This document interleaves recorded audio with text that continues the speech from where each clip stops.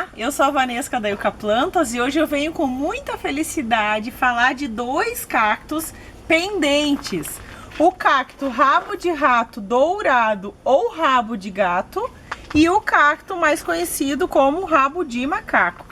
Na verdade, os dois são da mesma espécie, que é Cleistocactus winteri.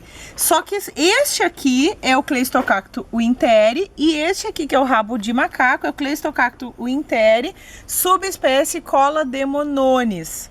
Então eles diferem, eles são oriundos todos os dois da Bolívia. E eles diferem por conta de algumas características. Eu vou chamar esse aqui de rabo de gato, porque como já existe outro cacto chamado rabo de rato, para não fazer confusão e chamar de novo esse de rabo de rato dourado, eu vou chamar ele de rabo de gato, tá bom? Esse rabo de gato aqui, ele tem os espinhos mais salientes, mais fortes, mais curtos, e eles são os espinhos dourados, e os tricomas também acompanham os espinhos e são dourados. Eles começam eretos e depois pendem, então notem que esses aqui são ramos novos, esses aqui são mais longos, mais antigos, e quando eles iniciam a sua produção, tá aqui um filhotinho nascendo, ó, eles são bem douradinhos, depois eles vão perdendo um pouco do dourado, ó. É tudo a mesma planta, que acabou ficando meio esbranquiçada, mas quando são jovens são bem dourados. E o cacto rabo de macaco é bem diferente, porque os ramos já iniciam pendentes, então eles não são eretos, e eles têm os espinhos mais longos e mais macios. Na verdade, se a gente toca neles no sentido dos espinhos, não tem problema nenhum. O único problema é se a gente toca no sentido inverso, aí eles são eles podem fincar um pouquinho. Eles têm os tricomas bem brancos, o que diferencia bastante. E se a gente pegar um do ladinho do outro, a gente vai perceber a diferença muito interessante, que é o tamanho dos tricomas. Esse aqui tem um tricomas bem grandes, esse aqui os tricomas são menores. Os dois são oriundos das florestas da Bolívia, embora sejam cactos, podem ser cultivados em luz filtrada, o sol da manhã ou sol pleno, os dois eles gostam. A diferença deles para os outros cactos é que eles gostam de água. Então, na verdade, quando eles estão nas épocas quentes do ano, na primavera e no verão, aí eles precisam ter água sempre no substrato. O substrato não pode ser encharcado, mas ele tem que estar bem úmido e sempre que tiver seco a gente molha novamente.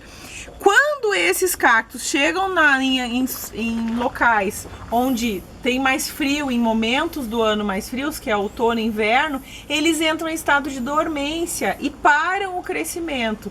Nesses momentos a gente tem que regar somente uma vez por mês, uma vez a cada 2 semanas, se for muito quente. Na verdade, tem locais mais quentes, então a gente tem que ter esse olhar. Se a gente mora no local onde tem, por exemplo, no Nordeste, onde é calor praticamente o ano todo, esses cactos vão se dar muito bem e a gente tem que molhar eles mais vezes. Então a gente tem que ter essa sensibilidade. Se tá frio a gente não molha, se tá quente a gente molha, independente da época do ano.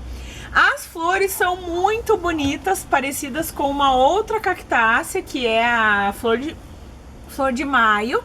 O cacto rabo de macaco, ele dá as flores bem grandes e mais em tons avermelhados e alaranjados e são polinizados por beija-flores. Esse cacto, que é o cacto rabo de gato, tem as flores mais em coloração salmão. Na verdade, o meu estava cheio de flores, só que ele perde as flores com muita facilidade. Ele não dura as flores dele. O espetáculo é maravilhoso, mas não dura muito. Dura 2 dias e já começa a murchar as flores. São polinizados por beija-flores, então se a gente tem essa planta, a gente pode chamar beija-flores para o nosso jardim. E eles, depois que passar o período de dormência, eles gostam de NPK orgânico, que a gente ensinou no canal. Uma vez a cada 15 dias, a gente colocando NPK, ele vai vir muito bonito. O crescimento é rápido, então não é um crescimento demorado.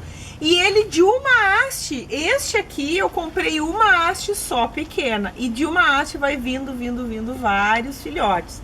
Então o que a gente faz? A gente retira aquilo que a gente quer transformar em uma nova planta. No meu caso aqui eu retirei daqui e daqui, 3 mudinhas estão aqui.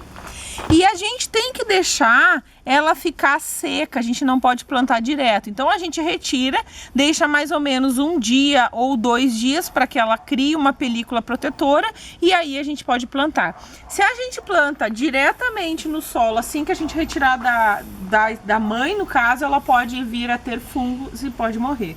Da mesma forma essa espécie aqui, às vezes acontece como aqui, por exemplo, ó, eu tenho um pequenininho, eu posso destacar esse pequenininho, ó, já tá com raiz e tudo. Esse aqui eu não vou precisar deixar secando porque ele já tá com a raiz. O que eu preciso deixar secando é quando eu retiro um pedaço da minha planta. Às vezes cria um pedacinho aqui, por exemplo, se eu quiser tirar esse pedacinho aqui, eu tiro e formo uma nova planta. Mas nesse caso aqui, este aqui, por exemplo, ó, eu posso tirar este, ó. Se eu tirar este, ele não vai conseguir sair de uma forma, ó. Ele vai ficar assim.